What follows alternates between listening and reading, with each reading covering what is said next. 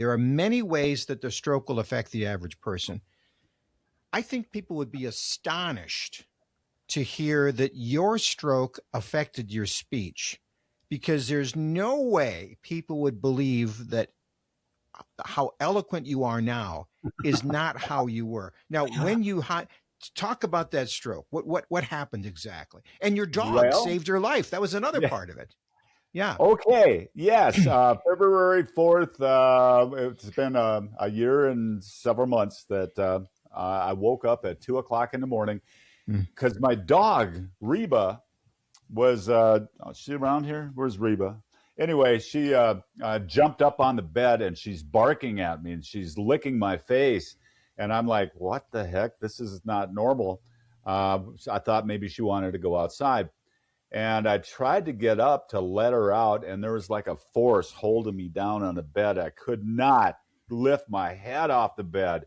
And I picked my arm up, and I couldn't really recognize my arm. I'm like, what? Whose arm is this? Is Becky? And is that Becky's arm? And So so you saw it as an arm, but you didn't recognize it as your arm. I couldn't feel it. You know, there's a sensation that you have, so to speak, when you pick your arm up and there it is. You know, you're aware of it. And I didn't recognize it. And I'm like, what is going on here? So I tried to get out of bed. And eventually I rolled off the bed onto the floor, picked myself up, and I'm like shaking myself up. I walked around and I went back to bed. I went back to bed, and I got up at 6 a.m., which is normal. And I got up and I fed the dogs and I went to let them out. And then I picked up my phone to check my phone.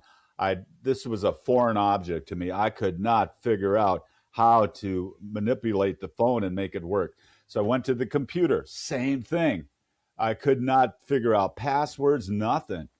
And so then I opened the door to the house, and I'm calling for Della, our oldest golden retriever. I'm calling, and I couldn't talk.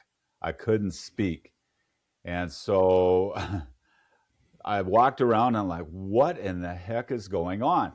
And so I finally got Becky up, and she finally got Becky. She figured out I had a stroke. And I thought, wow, I hope this clears up. But this is at 6 o'clock in the morning. And I said, I hope this clears up by 8 o'clock. I got an interview I got to do today. And so she took me to the hospital, and I spent, I think, 2 or 3 days there. And I couldn't talk. I could not. It took me till that morning. It took me till almost 10 o'clock just to say thank you to the nurses in the were you making sounds? Were you making or just no sound? Sounds, you know, crazy sounds like that. And we're going to the hospital, and I had to inform people that I wasn't going to make it that day. And I'd find them in my contact list, and I'd point at it and show Becky, and she had to contact these people. We went to the ER, and we laid in the ER for like 7 hours, and it was fine. It was absolutely just fine.